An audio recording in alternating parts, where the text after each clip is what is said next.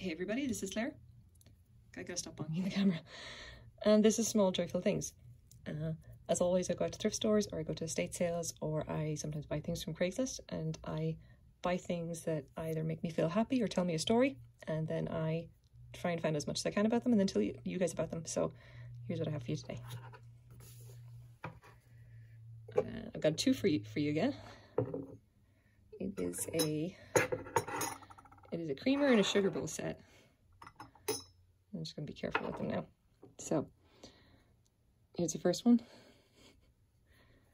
That is like the biggest leaf ever.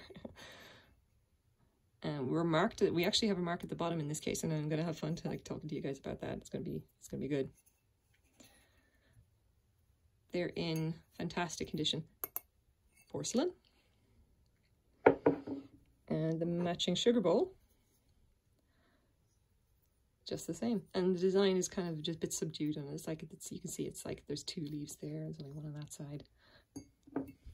The creamer's just got the two. The sugar bowl is a little bit bigger, and these big ear-shaped sugar bowl handles. Again, porcelain, they're in perfect condition, and they are very, very well made. So, get out the measuring tape of annoyance. And then about 5 inches across. And it's still very hard to measure things that are round. Maybe about like 3.5 inches high. 3.5 inches across. They're going to be around that size. What are we doing? So that's about 4.5. And this is a little bit bigger. Let's say that's going to be about maybe 6.25. And this is going to be fun. Yeah, trying to do this with 2 hands is. I should really get the ruler back out. Who am I kidding? All right, it's going to be about 3.5 inches high, and let's not push our luck in that case. In case we do actually break something, which would really suck, because these are quite nice. Okay, so what have we actually got here? I got the 2 of these together. I think I paid about $5 for the 2 of them. For whatever reason, they decided not to sell them as a set. Why? No idea. Thrift stores are weird. I ended up getting them because I looked at them and thought that they were unusual and beautiful. Okay, and the thing about them is that when I actually picked them up, I cannot describe how they were. They were encrusted, I think is a good word. If I'm going to just describe it, I can't even. These had a yellow layer of dust and grease across the top and inside them, which I can only guess appeared as a result of someone leaving them in the kitchen and smoking around them for the last 40 years. Like, I can't even describe. I'm surprised that I'm surprised that they didn't just throw them into the trash. I am not surprised that nobody but me even touched them on the shelf, because they were truly disgusting. Luckily, I looked at them and I looked at the mark and I thought, well, look, they need to be cleaned, but they're not broken. Like, there's nothing wrong with them. They're just very, very, very dirty. Like, and they're very nice. Like, they're still porcelain. And to be honest, like, I scrubbed at them. Like, I'm not even going to lie. I actually scrubbed at them, like, far harder than I should have, with dish soap. And all that gunk did come off without actually damaging any other part of them, you know? So they're quite nice. Now, the mark itself on them, if I can just show you there, it says Superior DNK. Now, you may be wondering, Claire, what the hell is that? And this is a little bit of another mystery, and probably part of the reason why they were only like $5 in a thrift store, you know? People just like Google Superior DNK, it's not going to give you anything. No, it gives you nothing. It's just random. It's one of those searches that produces nothing on the first try.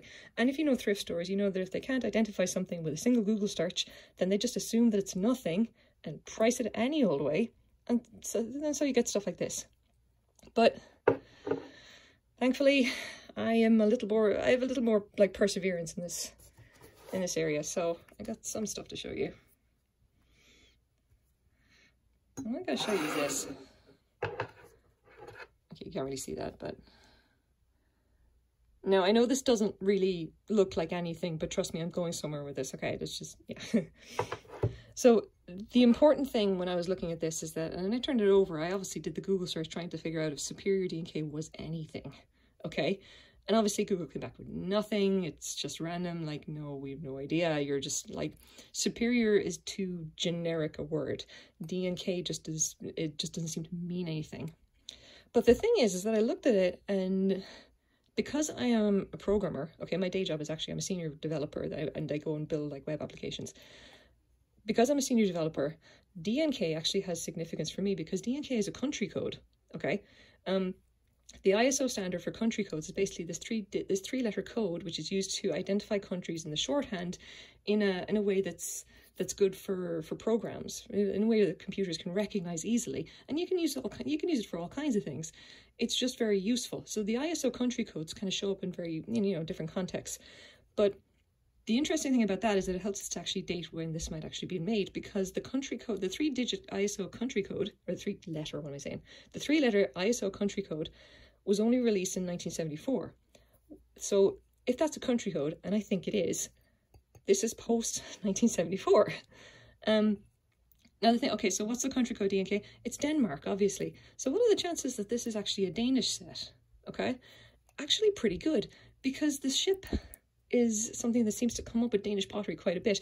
If you know Royal Copenhagen, they're obviously Danish, and a lot of their marks would have a ship in it somewhere as well. So I was looking at it going like, well, yeah, okay, that gives us something. Maybe it's a Danish company, Danish porcelain. Maybe may not be Royal Copenhagen, it's probably another one. And they made this paper, sometime after 1974. What are the chances that this is like, maybe early 1980s? And then I started looking around at what can you expect from 1980s pottery, and I ended up with this, which is postmodernism. Okay, now this is going to be kind of nerdy about like different art styles and what have you. Okay, so around the middle of the 20th century, we've got modernism, which is kind of like you went from Art Nouveau and Art Deco. Okay, and you went through like the Depression era, but at least the glassware and the ceramics is kind of the stuff that I'm mostly familiar with. And once you kind of got up to like the 1940s and 1950s, you got into modernism, and that was kind of like this kind of streamlining, and they did away with a lot of kind of the wild kind of like the stuff that's very heavily ornamented, or stuff that has a lot of decoration on it. So if you think of like your traditional kind of porcelain, like from maybe the French porcelain that would just be nothing but like flowers, and it's all very busy, and the designs are very kind of, they're very kind of elaborate. Like modernism was not about that. It was kind of just like, we're going to get away with all that, and we're going to start using new technology and all these new materials that have been invented, and we're going to make new art. And that was kind of like, the mid 20th century. Once you actually got up to like the late 70s, early 80s, you got into postmodernism. And I've heard it said that like, every every evolution of art is kind of like a rejection of what came before, and postmodernism is essentially that.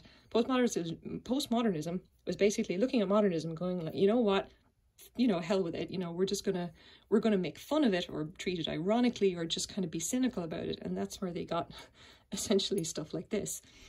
So a lot of what you think would be the style of the 1980s is kind of just from that. It's kind of just like rejecting modernism and rejecting the streamlining and the kind of what we probably think of now as being like 1950s retro.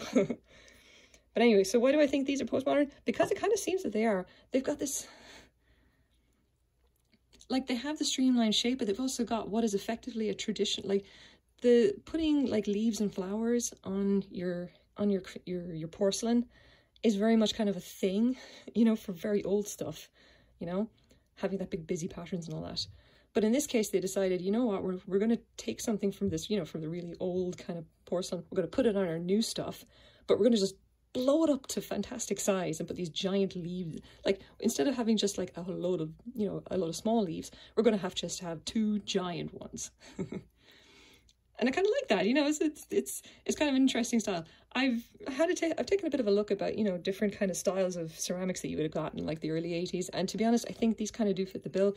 I think they're, they've got postmodernist style, and they're Danish, and, late 70s, early 80s. I think that's probably good enough to date them.